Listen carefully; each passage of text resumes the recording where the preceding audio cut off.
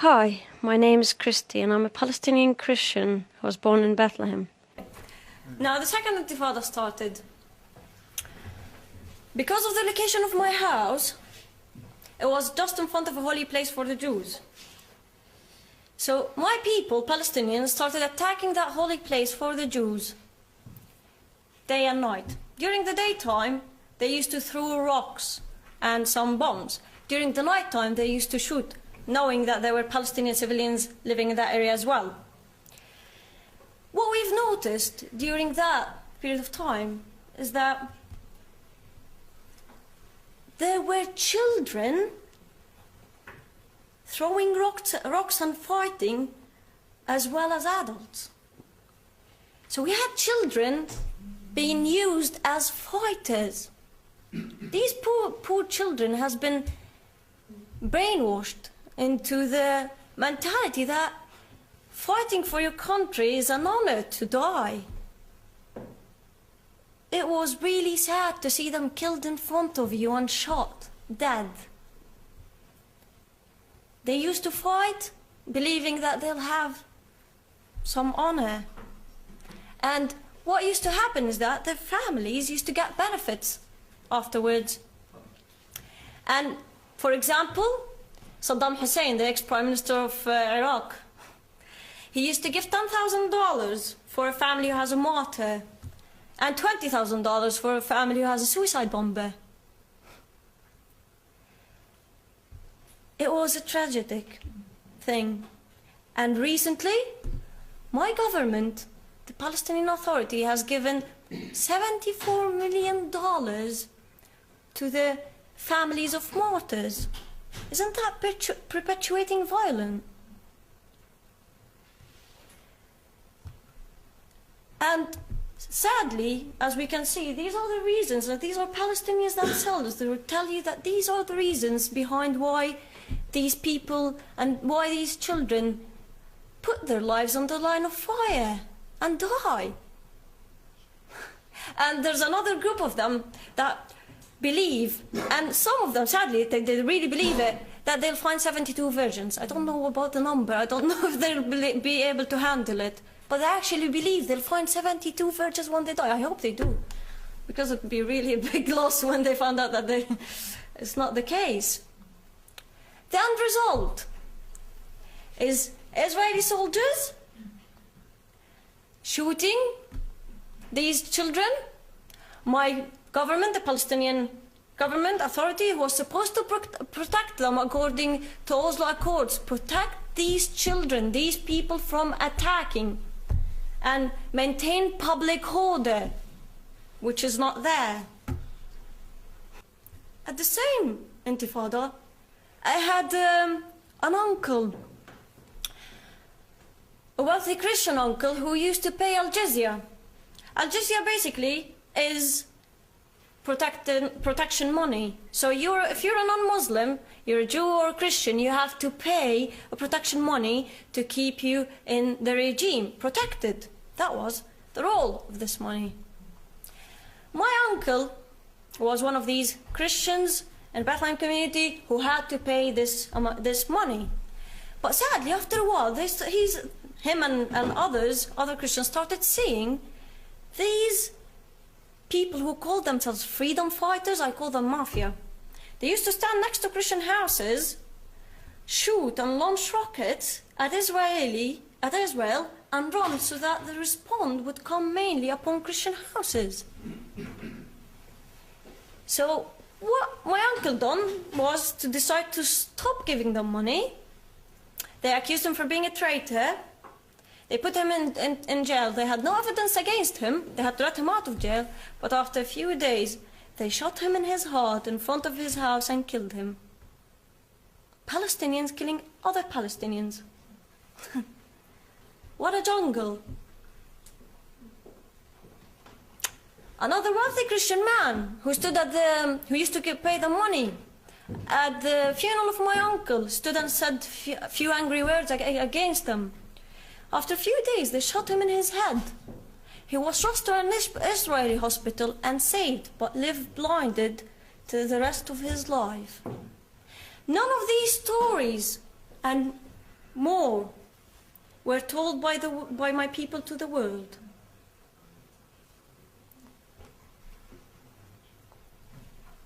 At the Intifada, the number of Christianity started decreasing big time, sadly. And I probably heard that so many people would tell you that the major factor is the Israeli occupation. Well, I believe in facts and statistics. If we look at the percent of Christianity in Bethlehem area, it was 81%. And after the Israeli occupation, it got into 85%. It actually increased. It decreased after the the two intifadas and the rising of the PLO and the radical group Hamas. If the reason and the major factor is the Israeli occupation, why is it affecting the number of Christianity only? Hence our population growth is 2.2% annually. Ramallah now is 90%. It used to be 90% Christians, and now it's 95% Muslims. Bethlehem used to be the birthplace of Jesus Christ, used to be 81% and even 85%. Now it's 7%, and it's getting less. If you ask me a simple question now, if you were the Prime Minister of Israel, would you put that wall up? My answer would be yes, bearing in mind I was one of the most people who was affected by this wall. Because it stopped my people killing themselves and blowing themselves up from the first place. And I care for people, not for concrete.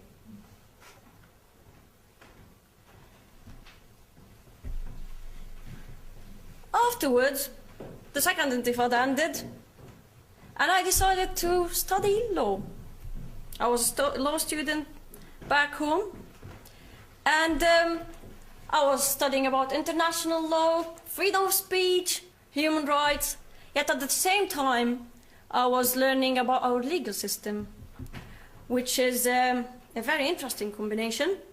It's mostly based on what we call al-urf, and al-urf is a combination of Sharia and tribal law. And the tribal law we have is based on what we call the Bedouin culture. Now, the values of the Bedouin culture are what we call the 3 Ws. Woman, wealth, war.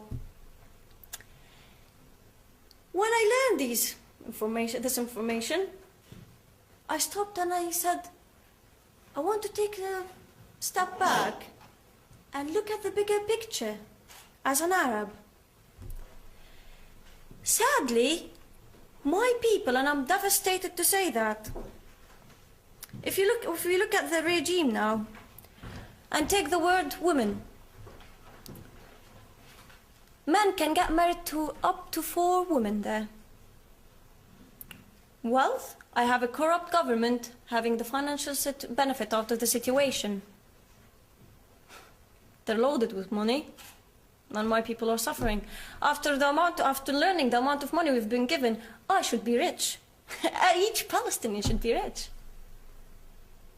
Well, war, if we don't have an enemy to fight against, like Israel-Palestine conflict, in 2006 in Gaza, Fatah and Hamas fought against each other and killed each other. We'd fight against each other. Palestinians killing Palestinians. Tunisia, Algeria, Libya, Iraq, Lebanon, Syria, Egypt.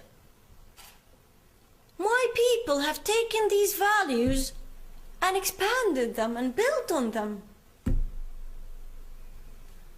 Our constitution is there, and it's a very good one, but it's never used because we have a corrupt government. Sabi Arkat, our senior negotiator, said, we have had killed Palestinians to establish one authority, one gun, and the rule of law. We invested time and effort. Well done, yeah. Well done. To kill Palestinians, our people. It's disgusting. Sadly, this affected my regime, my culture. There's no law, no order. One of the most things we face is honor killings. Women don't have rights there. In this market, this is a picture of a market where a woman has been beaten for 10 years by her husband, and after 10 years she had the courage to go to court and ask for divorce. After she's done that, her husband caught her in the market and slaughtered her. Women are treated as possessions there. Women, like you, like yourselves, you're not regarded as human beings. You don't have the freedom of speech or the rights there. I can tell you so many stories about young women being killed by their own families for honor killings. It has increased in the year of 2013, 300% last year. 300%. The other problem that we face is theft of lands. So the wall has taken so much lands around Bethlehem area especially. But Palestinians are stealing other Palestinians' lands, especially Christian lands. I have 4 uncles who lost half of their lands by people from Hebron. Just like that. They went to court to ask for the rights. The judge sadly was from Hebron. And he said, I can't wait to see the 4 of you dead in the fridges. Our judges, by the way, work from 10 to 5 to 1 o'clock in 5 days a week only. They're really having a very good career. 3 hours a day. Now, how did I end up being in Britain? I was born in a Christian family. I didn't have really much faith. And what happened was, after I grew up, I came across this verse as a person who was born in a Christian family, who only read the Bible once. And that verse challenged me to the core. And I actually found that it's written in the Quran as well. I said, oh, that is really bizarre. If God exists, and if that's true, I'll find the evidence. I had the lawyer in mind. So what I've done is that I went and researched the wars that happened against Israel and the wars that Israel was involved with. And my favorite war is Yom Kippur War.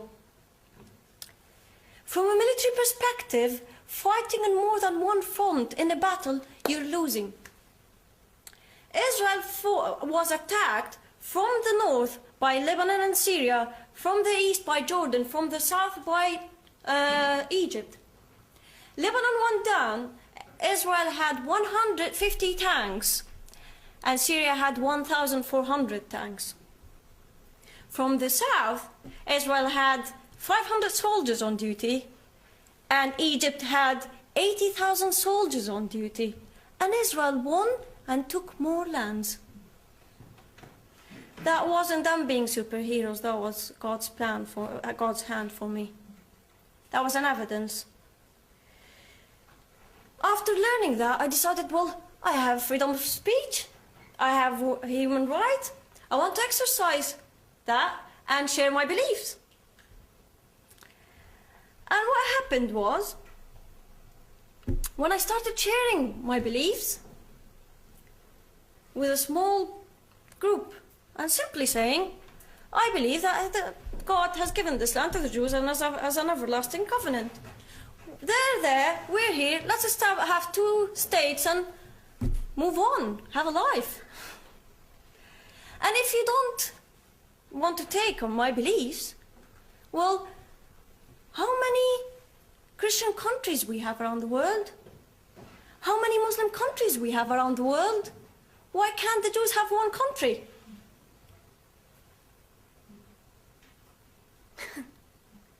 A very simple take. After I had the first gathering with my people around your age, after 24 hours, I had a phone call by one of my family members, and he asked to meet me. And the first thing he said when he met me was, I have a bullet. I have a gun. It's only a bullet. I'll put it in your head and end your life. You're playing with big fire here. You're gonna burn your family first before you burn yourself, and I was sent to stop you. After that, so I got threatened to be killed for sharing my beliefs and views. Well, Israel doesn't kill us or threaten us for sharing our views. Palestinians do. I was shocked. I was furious. I was angry. And then